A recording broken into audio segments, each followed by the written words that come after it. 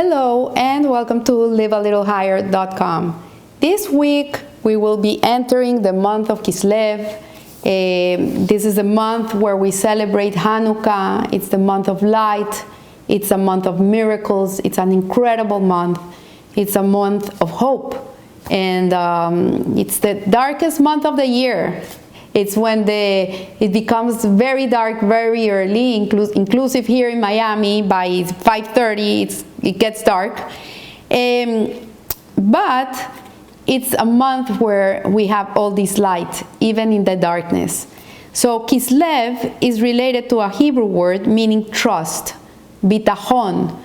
Have I ever put Kisli, my trust in gold? This is of Eov. And another example, it's in Tehillim 78, where it says that they may Kislam, trust in God, trust in Hashem. Kislev thus alludes to trust, confidence, and hope, more commonly known as bitachon. So what is bitachon? You have emuna and bitachon. Emuna is faith. Faith is that I believe that there's a God. I believe that God created the world. I believe that God runs the world. This is a Jew, is a believer, a child of a believer. This is something that is inside of us. Even a Jew that would say, I don't believe in God, it's not true. He really deep inside, he does believe. And now that we're coming with the stories of all these hostages that were in Gaza for 2 years, and they're coming with these incredible stories of bitachon, I really suggest you listen to them. And these are kids that never ever prayed, never thought about God, and suddenly they're in these places, and they in the darkest places, and they suddenly tapped into this truth of faith, of believing in God, and then they will go one step higher, which is bitachon. And bitachon means really to trust in God. It's literally that you trust in God. You believe, but that you trust that everything that happens to you in life is good for you, that this is God is doing for you, not to you. This is bitachon. So the significance of Kislev is also related to the word kasa, which means to conceal or cover, and also related to the word meaning to protect. As these meanings of Kislev are related to the shape of the letter of the month, which is the samach. And this letter samach it's a letter that is like roundish, and the shape of the letter shows that it's a secure, protective, covering circle. And so when we truly put our trust in Hashem, we are surrounded and covered by divine protection and goodness. So this idea of bitachon is not a toxic positivity. It's not thinking that like everything is good, everything will be good, but believing that that it's gonna be that way. It doesn't mean that, because sometimes things happen, and we live life. Life is life, and things happen. They do happen. But bitachon is to believe that even if I'm going through something that I don't like, that is hard, that is painful, that is not in my eyes good, because for us good or bad is pleasure or no pleasure, something that is painful, even with that I do believe that this is good for me, and that Hashem doesn't do anything in my life that can be bad for me. Everything He does is for the good.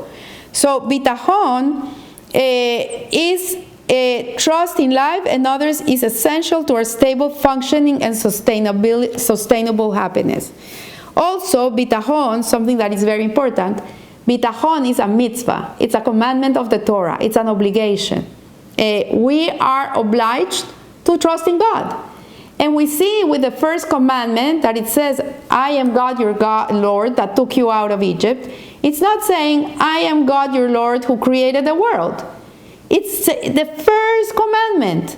It's telling you, I took you out of Egypt. So from the first commandment, we deduce that we have to trust in Hashem. That He's the one that puts us in the trouble and He takes us out of the trouble. So Kislev reveals and inspires us towards a more powerful and empowering posture on bitachon. This is the month, let's say it's the spiritual vitamin of bitachon. We ingest it in this month of Kislev. And we know that trust in the source of all life, which is bitachon, we have to really tap into this idea of bitachon. And also bitachon is like a muscle. It's something that needs to be worked on every day of your life. You have to trust. If you're going through a problem, I trust God. I trust God. I trust God. I trust Him. I trust Him. I know that He has my back covered. I know He's with me in this. I'm not alone. And this is something that has to be continuously worked on. So Kislev contains both the longest and darkest nights of the year, as well as the beginning of the return of the light and the warmth of the lengthening of the days. So this tiny glimmer of warmth light is sufficient enough to relieve a person of his winter depression and stimulate a new sense of hope for a brighter future. So Kislev brings that belief, that faith, that there's always going to be something better for us.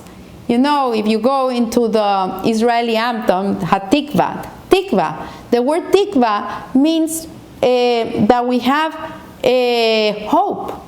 And hope is something that is major important for the well-being of a person. I read in a Time magazine not long ago that they had in the cover, they had psychology of hope. And now today, they're working on people and trying to make them see that there's a light at the end of the tunnel, that people should never lose hope. This is the last thing a person can lose. So Emunah, which is the belief, which is a belief that Hashem is the creator of the world, on the deepest level, we are, as I said before, believers, children of believers, and this is something that is innate in us. But bitachon, it's something that we have to really work on. It's a life mission. It's a everyday life mission. It never ends. And also bitachon has different levels of bitachon. There's many levels of bitachon. It's in a spectrum. So there's an ideal level of bitachon, and there's us regular human beings that are trying to tap into these ideal levels of bitachon. So bitachon can be understood on two levels. One is having it as a mindset, which means I have bitachon, I trust that everything occurring in my life comes from Hashem. And this level of bitachon means I have deep trust that whatever is happening in my life is the will of God. It's Hashem. I have no saying. There's nothing I can do. Hashem runs the world, and I know this comes from Him. But then we need to tap into a higher level of bitachon, which is that we recognize that not only Hashem sent me this situation, but it is a good situation. Even if I don't get it, it's a good situation. It's good for me. It's going to be good. It's going to bring the best out of me. And for this, when we recognize that Hashem is with us at every instant, then we tap into that other dimension of living in a place of Hashgacha Pratis, which means divine intervention. It doesn't mean that Hashem is not intervening in your life every second of your life. Every breath you take, Hashem is allowing it to happen. Every time you go down a step and you're not falling on your face, Hashem is holding you so you don't fall. Every little thing in your life, Hashem is directing 24/7. Even when you're sleeping, He's directing your sleep. So, bitachon in a higher level is that we are able to tap into that Hashgacha Pratis of seeing the hand of God in our lives. Today I had to get somewhere and every light in the street was green, and a place that it usually takes me half an hour to get there, I got there in 15 minutes. Look up, say, Baruch Hashem, thank you Hashem. I saw you're helping me today. You're giving me an aid today. You're making my life easier. Thank you. Recognize it. And so we see here that King David declares in his Tehillim, but he who trusts in Hashem shall be surrounded with goodness. This is in Tehillim 32, in Psalms 32. And it says, the act of bitachon itself draws down the hesed, kindness, the giving, the goodness of HaKadosh Baruch Hu. So when we tap into bitachon, we're drawing to ourselves this bitachon energy. We're trying, like, you see what you see. There's a saying that says, that people say, if I don't see it, I don't believe it. But with bitachon, you have to believe it in order to see it. The moment you open your eyes and you see that God is guiding you through your life, in every aspect of your life, you're going to be able to see God. So Hashem is your shadow, says Tehillim 121. And it says, like our shadow mimics our actions. Similarly, Hashem's relationship with us is like a shadow. If we have active bitachon in the goodness of Hashem and of His creation, Hashem reciprocates and He elicits more and more goodness in our lives. So if we are thinking good and we're positive people and we're looking at life in a good way, then Hashem is going to show you more good. But if we are negative thinkers, pessimist people, everything is dark, gloomy, then our life is going to be dark and gloomy. So we create our own existence. We're architects of our lives. So there's a Hasidic expression by the Rebbe Tzemach Tzedek that says, Trach gut vezon gut. It says, think good and it will be good. You have to be positive. Today, in the secular world, there's a lot about manifestation and affirmations. And yes, this is a Jewish perspective of life. When we think positive, then we're going to see positive things. When we're connected to negativity, then the world is going to show us negativity, because the world is a mirror of us. We're going to see what we have inside. So just thinking about the good and that a given situation will be good brings down the good. So know what is above you. This is also in the Mishnah, in Pirkei Avot. It instructs us, know what is above you. And this is interpreted to mean, know that all that exists above is from you. And it says, in other words, we are to a great extent the creators of the reality that we live in. And in a sense, we create even that which comes from above. So there's a Kabbalistic concept of feminine waters, masculine waters. So the feminine waters are, for example, the waters that are down here in the world. So for example, oceans, lakes, rivers. So when there's an atmospheric change and the waters evaporate, they go up, they form the clouds, right? And you see the clouds up there, you think, oh, Hashem creates such beautiful clouds. He does. But it really comes from the water, from the earth, from the planet Earth. Then there's condensation. Something happens up there and there's condensation. And these clouds start dripping water.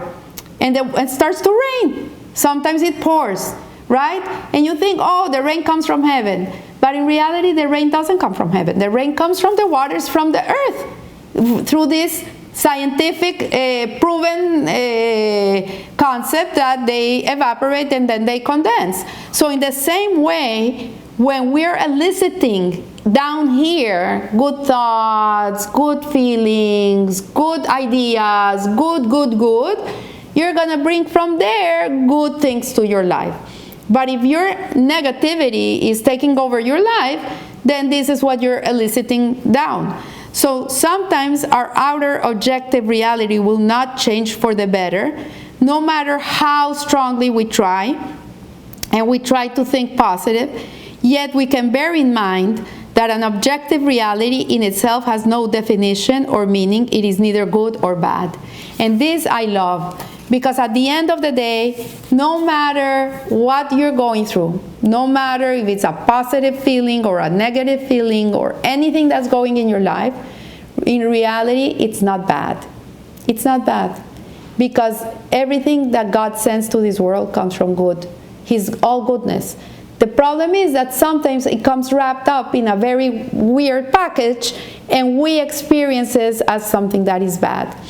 There's a story a beautiful story of Ish ben Gamzu. And this is in the times of the Roman Empire. And the Roman Empire was putting a lot of taxes on the Jewish people in Jerusalem.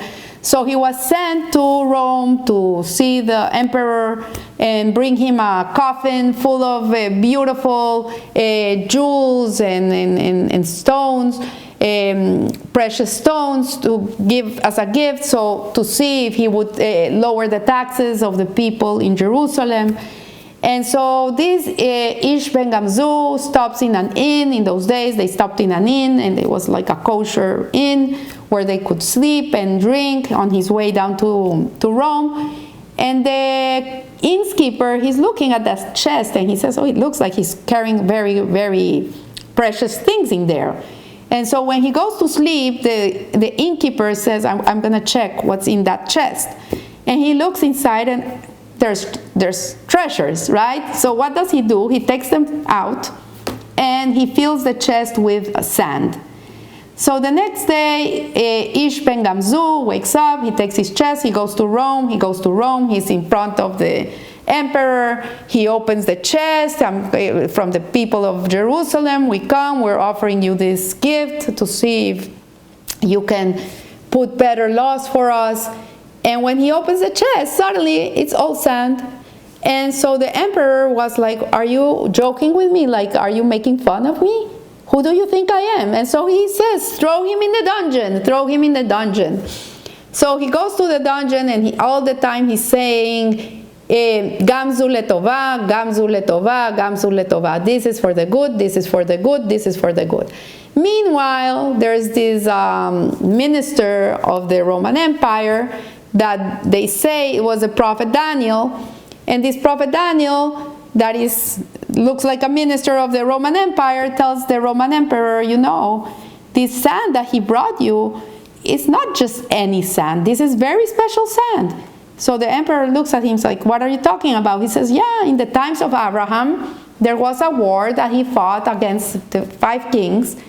And how did he win? He had that sand, and he opened the chest, and this sand flew like arrows, and he won the war.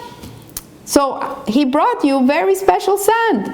So the emperor says, okay, we're fighting a war, and I don't know in what front, and let's try the sand. And meanwhile, he's in the dungeon waiting to see what's going to be, if they're going to hang him or he's going to go free.